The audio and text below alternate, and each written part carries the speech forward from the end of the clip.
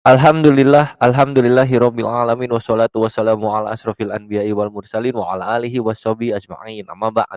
Assalamualaikum warahmatullahi wabarakatuh. Ikhwan fisabilillah, pecinta penikmat setia perisai Islam, berjumpa kembali dengan Penatua Triun Slayer. Di sini kita akan selalu membantai habis seluruh karakter dan tokoh-tokoh dari Tritung penghujat Islam beserta junjungan-junjungannya, yaitu Tepudin, Zhang, Vergu, dan macam-macam gitu. Kenapa aku selalu membawa tiga ini? Karena tiga ini adalah Tritunggal, di mana Tuhan-Tuhannya terhitung sudah menjadi bentuk manusia gitu dan memperlihatkan bagaimana watak asli mereka. Nah, sekarang kita akan membahas lagi salah satu sesembahannya terhitung penghujat Islam, yaitu Tepudin. Dia menanggapi konten berikutnya dari Kandayonat, dan ini lucu ya. Dia kelabakan untuk membantahi ini, membantahi fakta yang diberikan oleh Kandayonat mengenai lemah syahwatnya, disfungsi ereksinya, bukan disfungsi, Deng.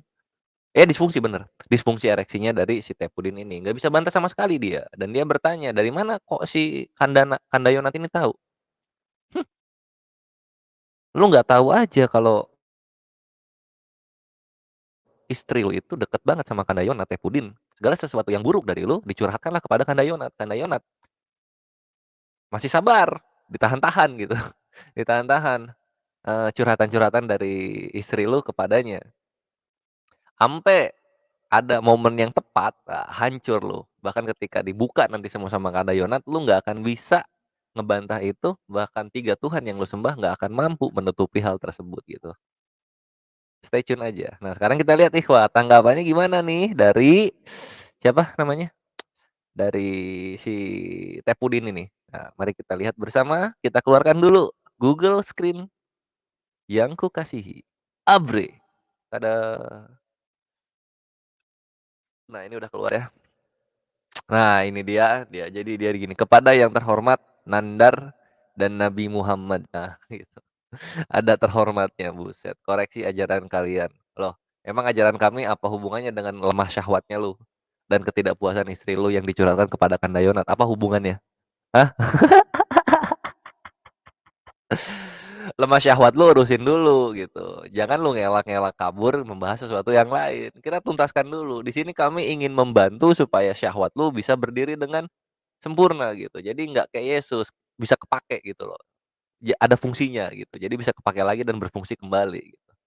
Nah, sekarang kita dengerin dulu ocehan dia apa nih, Ikhwah.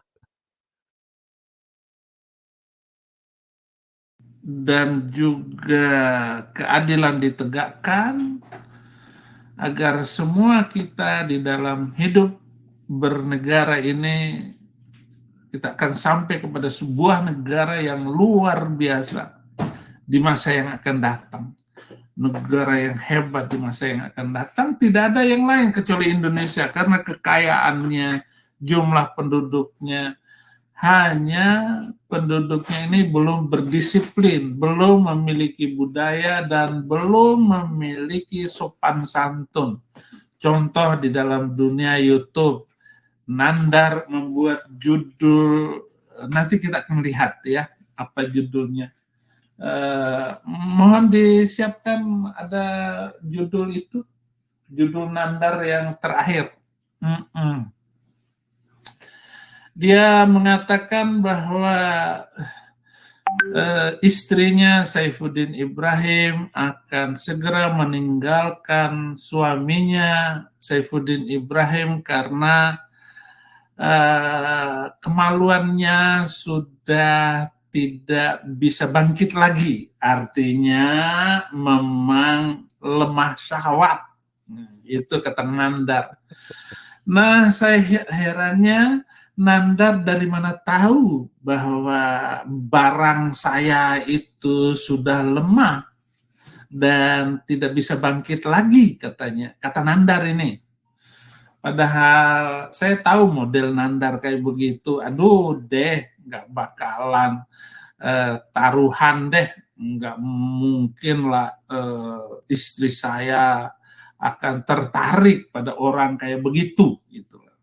Karena saya sudah pernah ketemu dia di Ciamis, ketika sidang MKC. Nah, saudara-saudara, sebelum saya bacakan WA Nandar kepada istri saya yang katanya minta maaf, yang jelas salam 300 hapus itu harus dikumandangkan terus oleh saya sebagai salam khas kalau begitu. Saya telah ditunjuk oleh Nandar sebagai agen untuk membongkar kebobrokan ajaran Bang Mamat Arab sebagai satu-satunya tokoh di Indonesia yang berhak untuk melucuti kemuliaan Bang Mamat. Jadi terima kasih ya Nandar, saya sudah ditunjuk oleh kamu untuk ya membongkarnya. Di samping membongkar 300 ayat itu, saya juga harus membongkar kebejatan Bang Mamat itu. Kamu hanya bilang bahwa barang saya sudah nggak bangkit lagi. Nah, kita sekarang pemerintah Indonesia ini harus membuat undang-undang dan aturan. Sopan santunnya itu bagaimana antara satu YouTuber dengan YouTuber yang lain, antara YouTuber Kristen dengan YouTuber Muslim, antara sesama YouTuber juga, itu bagaimana? Belum ada undang-undangnya ini, ya, belum ada undang-undangnya. Nah, sekarang kita buat undang-undangnya. Nandar dengan membuat tudingan dan ejekan seperti itu, nah saya tentu saja bersyukur semuanya. Artinya cara Tuhan itu ajaib, gitu ya. Ajaran sesat yang dikembangkan oleh Nandar di Indonesia ini harus segera dipermalukan karena segala sendi kehidupan bangsa rusak karena ajaran itu. Ajaran yang aduh minta ampun deh. Misalnya sembahyang 5 waktu itu ibadah buatan Mamat. Tidak ada nabi di dalam Alkitab yang mengajarkan seperti itu. Dan Bang Mamat pernah berkiblat ke Yerusalem selama 17 bulan. Karena tidak ada orang Yahudi dan orang Kristen yang bertobat, maksudnya masuk ke agama Bang Mamat, maka kiblat diarahkan 180 derajat ke arah Mekah. Jadi dia putus asa. Ada lagi Ustadz Nandar dan Nabi Sugiono. Aduh, berarti yang ngomong ini suka nonton film Jepang. Saya tahu maksud kamu kan. Oh, kalau begitu Pendeta Saifuddin Ibrahim pernah dong nonton sekilas. Sekilas saja. Karena saya suka nonton itu, istri saya sering cerita tentang Mbah Sugiono itu Sugiono apa maksudnya, tulisan-tulisan di di grup WA juga rame itu Mbah Sugiono. Nabi Sugiono di sini. Oke, saudara-saudara, salah satunya itu misalnya sholat, puasa pun adalah kewajiban yang tidak jelas karena hanya memindahkan waktu makan saja. Dan tidak ada puasa itu bulannya, nggak disebut ada bulan puasa di dalam Yahudi maupun di Kristen. Kalau kita mau puasa bulan apa saja silahkan, dan berapa hari kamu berpuasa. Ada yang berpuasa 7 hari berturut-turut nggak makan, nggak minum. Ada yang begitu. Nah ini tiba-tiba di dalam Islam itu ada sholat, ada puasa sebulan penuh. Lucu. Jadi puasa juga itu, syahadat juga tidak jelas karena tidak ada syahadat kepada nabi-nabi sebelumnya. Kenapa? Karena Muhammad nggak yakin dirinya itu nabi. maka harus diucapkan syahadat. Seperti itu tentang syahadat itu. Terus bagaimana syahadatnya, bahwa nabi-nabi sebelum Muhammad itu katanya bersyahadat, katanya muslim semua. Terus syahadatnya bagaimana? Masa Abraham bersyahadat asyhadu an la ilaha illallah wa asyhadu anna Bang Mamat dan cucunya utusan Allah. Aneh.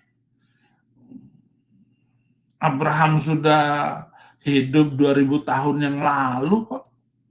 Sebelum Bang Mamat datang. Iya, dan sebelum lemah syahwat lu akhirnya melanda kehidupan lu kan gitu ya, Tepudin.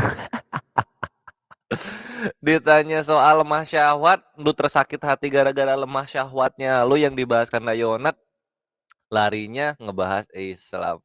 Kayak mana maunya? Tepudin maunya kayak mana gitu. Maunya dihilangkan saja membahas mengenai lemah syahwatnya, disfungsi ereksinya kelamin lu tersebut. Ya bagus kan? Jadinya kan nggak kepake kan? Jadinya nggak berfungsi kan? Jadi mirip Tuhan kan lu? Gitu. Punya kelamin cuma nggak dipakai sama sekali gitu. Dipakainya cuma buat pipis. Ya nggak? Kok terguncang gitu? Kok bahas-bahas ke Islam gitu? Nanti kalau bahas ke Islam ketemunya sama Penatua Triun Slayer.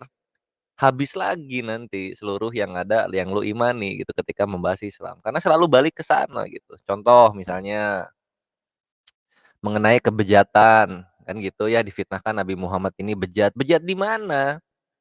Ada kufar Quraisy yang menyatakan Nabi Muhammad bejat gitu. Itu kan senior-senior kalian tuh, musyrik-musyrikin senior kalian. Ada yang bilang Nabi Muhammad bejat? Enggak, Nabi Muhammad itu bukan bejat disebutnya, tapi sesuatu yang lain gitu. Sehingga nggak nyambung kalau disebut bejat. Nabi Muhammad malah oleh pagan Quraisy ini disebutnya adalah Al-Amin, orang yang bisa dipercaya gitu. Bahkan itu dari pamannya sendiri yang masih kufar.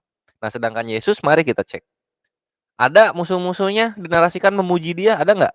Hah? Ada nggak? Kagak ada. Kenapa? Karena bukan orang penting gitu, bukanlah orang terpandang gitu. Datang-datang, klaim sana sini, terus nggak diakuin, ya langsung ngutuk-ngutuk dan hujat-hujat gitu. Itulah yang dilakukan juga oleh terhitung-terhitung penghujat Islam, menjalankan apa itu sesungguhnya kasih gitu, yaitu menghujat agama dari orang-orang di sekitarnya. Demi apa? Demi kebesaran nama Kristus. Tanpa penghujatan tidak besar nama Kristus tersebut. Itu pertama soal kebejatan ya. Terus apa kurang bejat apa coba? Ngobrak-ngabrik dagangan orang yang dagang merpati ya di Bait Allah. Nah, itu kurang apa coba? Kurang bejat apa coba? Terus kurang bejat apa coba ketika ibunya nyuruh sesuatu malah dihardik balik. Ngapain? Waktu saya bukan sekarang. Nah, digituin coba seorang ibu. Ini kurang bejat apa coba? Terus suruh makan darahnya. Barang siapa yang minum darahku dan makan tubuhku, maka dia akan selamat. Kurang bejat apa coba ya kayak begini tuh. Gitu. Kurang bejat apa coba? Orang datang-datang terus tidak menjelaskan mana berzina itu seperti apa gitu. Malah kaumnya ini nyomot-nyomot kata zina di dalam Islam gitu. Padahal bahasa Yunaninya itu moicheia dan juga apa satu lagi? Porneia gitu kan. Ini nggak nyambung, nggak pas ini sama zina. Ini kurang bejat apa coba kayak gini. Sama saja dengan membolehkan semua perbuatan seks menyimpang jadinya, kan gitu. Terus soal sholat gitu, lu aja nggak tahu Yahudi ada namanya tefilot, mereka 3 waktu gitu. Terhitung ortodok ada sholat juga 7 waktu gitu kan. Lu karena masuknya ke Protestan, jadi lu bingung, heeh. Kenapa begitu? Karena Protestan datangnya dari Jerman dan Eropa gitu. Jauh, jauh dari ajaran nabi-nabi, itu tanah itu jauh dari ajaran nabi-nabi gitu loh. Makanya nggak ngerti apa-apa mereka. Kemudian soal puasa gitu, puasa memindahkan jam makan, lu cek itu puasa nabi siapa tuh?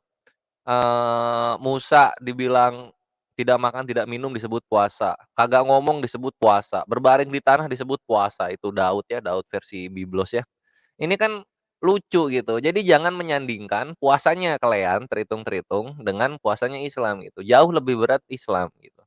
Karena ada yang lucu itu puasa siapa ya, eee, puasanya itu ini, tidak makan sayur gitu. Apa? Puasa tidak makan sayur. Ini diet apa ini? Ini namanya diet diet sayur namanya, gitu. Jadi kalian contohnya tuh cocoknya tuh diet, gitu.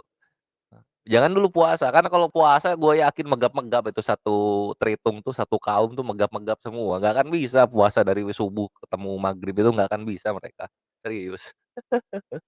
Bahkan puasanya mulai kapan aja nggak jelas gitu kan.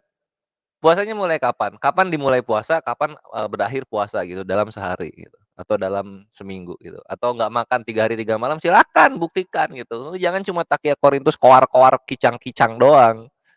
Buktikan di depan kami gitu, bahkan gue berani bayarin 10 juta kalau ada Tritung yang puasa 3 hari 3 malam nggak makan, nggak minum, depan gua. Nanti gua kasih misalnya gini, gua sewain sebuah, kontrakan atau kosan, gua kunci dari dalam gitu. Gua kunci dari dalam, gua pasang CCTV untuk mantau 3 hari 3 malam, makan nggak nih orang, minum nggak nih orang. Nah, kalau lolos gua kasih 10 juta, nih, 10 juta buat apa? Buat ke ICU, karena udah pasti tewas itu, udah pasti tewas itu. Cuma Tritung-Tritung cabang Afrika yang kekurangan makanan, yang kurang sandang pangan, jarang makan, itu mungkin bisa gitu. Cuman kalau Tritung-Tritung cabang Indonesia yang terbiasa dimanjakan di negara mayoritas muslim, nggak mungkin bisa. Terus apalagi syahadat gitu, syahadat Yohanes 17 nomor 3, Yesus mengajarkan itu gitu. Yesus tidak mengajarkan kredo bahwa dia dan Bapa adalah sama-sama Tuhan, nggak begitu gitu. Malah yang tidak diajarkan oleh Yesus dan nabi-nabi apa? Kredo, tidak diajarkan oleh mereka. Kredo kan bikinan-bikinan kalian sendiri gitu. Sama satu lagi, baptis. Baptis itu adalah tradisi dan budaya dari, pagan-pagan Yunani, terbiasa mereka gitu. Itulah kenapa kitab suci kalian berbahasa Yunani dan ada istilah baptis gitu. Karena orang-orang Yunani mengerti baptis itu apa. Baptis itu misalnya kita nyuci piring, kita membaptis piring, baptizo gitu. Terus kalau misalnya kita mencurahkan apa gitu, pokoknya yang sesuatu yang air yang dituangkan itu baptizo gitu. Bahkan pagan-pagan Yunani dan Mesir juga melakukan baptizo. Itu yang tidak diajarkan nabi-nabi gitu, baptizo itu, itu. Selamat datang di era kebenaran, my brethren. Itu yang enggak ada gitu. Kalau syahadat ada. Yesus sudah mengajarkan duluan. Dan Tuhan Israel juga mengajarkan begitu, nabi-nabi juga mengajarkan begitu, bahwa Tuhan itu satu. Syahadat kan mengakui ketauhidan Tuhan dan mengakui bahwa eh, ada nabi-nabi yang mesti diimani. Ada itu gitu kan. Yohanes 17 nomor 3, dar itu contoh paling gampang. Terus apalagi? Yang kocak ini, wah yang terakhir ya, yang terakhir itu ada Tepudin ngaku dia tahu Sugiono dan dia pernah nonton bokep Jepang. Innalillah. Ini seorang pendeta nonton bokep Jepang buat apa gitu? Penghiburan iman ya. Terus yang paling kocak dia ngaku juga gitu. Yang ngasih tahu istrinya, istrinya ngasih tahu soal Sugiono ke dia gitu, menceritakan gitu. Berarti istrinya pun tahu Sugiono. Ya, sepasang suami istri seneng bokep ternyata. Cuma begini, aku akan bela ya, aku akan, kasih lu sebuah pemahaman, kenapa sampai seorang istri yang jarang terjadi ini ya, jarang terjadi di sebuah rumah tangga, mencurhatkan sebuah bokep Jepang kepada lu. Kenapa coba? Itu tandanya dia negor secara halus supaya lu cek lemah syahwat lu itu diobatin atau enggak gitu. Niat enggak sih? Niat enggak sih diobatin itu disfungsi ereksi lu gitu. Istri lu itu perlu dinafkahi lahir batin, batinnya nggak dinafkahi ya berontaklah dia. Makanya dia negor secara halus, nyeritain bokep Jepang gitu, si kakek Sugiono. Karena ada kakek-kakek cuma dia perkasa, sedangkan lu kakek-kakek loyo. Roh Kudus lu tidak bisa membangkitkan sesuatu di badan lu. Itu dicurhatkan gitu loh. Karena Sugiono dan lu sama-sama kakek-kakek. Tapi Sugiono perkasa, lu membanci badannya. Itu, jadi istri tuh curhatin Tepudin, gitu loh. Coba dipahami dong, coba dipahami bahasa seorang wanita, gitu. Terus lu bilang apa? Eee, terus, ini lagi ya, apa, salam 300 ayat. Ini untuk menandingi ini ikhwah, salam 200.000. Nah, dia nggak bisa membantah sesuatu yang busuk di dalam dirinya, maka dia larinya ke Islam, gitu. Cuman ya, aduh, larinya ke Islam itu nanti ditembak lagi ke kekristenannya nangis, sakit hati, mental victim, kaing-kaing minta keadilan gitu kan. Jadi gitu, pribadinya itu memang ringkih. Wah, bahas sedikit, apalagi suatu kebenaran, maka hancur dia. Makanya dia akan larikan topiknya ke Islam gitu. Karena dia menyangka kalau misalnya larikan ke topiknya ke Islam ini bisa selamat gitu. Sesuatu kekurangan di dalam dirinya ini bisa tertutupi. Enggak, my bre. Enggak bisa gitu. Penghujatan terhadap Islam itu hanya berfungsi untuk indomisasi lu berjalan lancar gitu. Tidak membuat sesuatu yang di badan lu menjadi sehat kembali, enggak. Itu azab. Yang kocak juga ini, Indonesia disuruh dibikin undang-undang peraturan sopan santun. Sopan santun terhadap sesama YouTuber gitu, lucu. Jadi sopan santunnya itu tidak boleh menyerang pribadi gitu. Tapi menghujat agama boleh, menyerang pribadi nggak boleh gitu. Gua tahu otaknya gitu. Karena dia lemah dalam kepribadian, dia lemah gitu. Dalam keperkasaan, dalam tanggung jawab seorang pria, dia lemah gitu. Jadi dia diminta undang-undangnya dibikin sopan santun gitu. Kanda hajar terus, Kanda hajar terus itu. Soal rumah tangganya dalamannya kayak gimana itu dihajar terus gitu. Karena lihat, kita sudah lihat mulai keterguncangannya, keruntuhan dari kewibawaannya sebagai seorang suami gitu, terutama dalam masalah ranjang. Habis habis dia Kanda Yonat. Makanya dia kabur pengen bahas sesuatu yang lain. Minta dia dibikin aturan sopan santun gitu, sopan santun. Lu masuk sudut, lu ke Indonesia dulu, obrolin sendiri gitu. Jangan nyuruh-nyuruh orang lain. Lu ke sini, obrolin sendiri sama pemerintah. Aturannya gimana? Kasih tahu gitu. Kalau menghujat Islam boleh, menghujat Kristen nggak boleh, menghujat pribadi juga nggak boleh gitu. Jadi kita bahasnya Islam aja, Kristen jangan. Kan gitu. Mau lu gitu kan ya? Maunya kan gitu ya. Yang nggak berimbang gitu kan. Teh Pudin lu, aduh lu dasar lu badut Yunani memang. Masa dibikin sopan santun gitu, lu sopan nggak kepada kami gitu? Masa nggak sopan minta lu nggak sopan, masa minta disopanin sama kita? Gitu kan. Lu mestinya udah siap pasang badan, ketika lu tampil menghujat sesuatu yang kami imani, maka lu siap-siap juga, kami akan counter balik dengan sesuatu yang lu punya. Gitu loh. Udah ini cara bermainnya begini gitu. Jadi jangan manja, jangan mewek gitu. Karena sesungguhnya seseorang itu pasti punya kekurangan, gitu kan. Yang ironisnya kekurangan lu ini dibongkar oleh istri lu sendiri kepada pihak yang lu anggap sebagai musuh, pihak muslim. Kenapa nggak curhat ke pihak Teritung coba? Kenapa coba? Ya karena istri lu tahu Teritung-Teritung ini bejat-bejat, gitu. Sehingga curhatnya ke muslim, karena muslim itu pasti bisa menjaga rahasia seperti yang Kanda Yonat lakukan hingga sekarang terhadap rahasia lu yang lainnya, itu.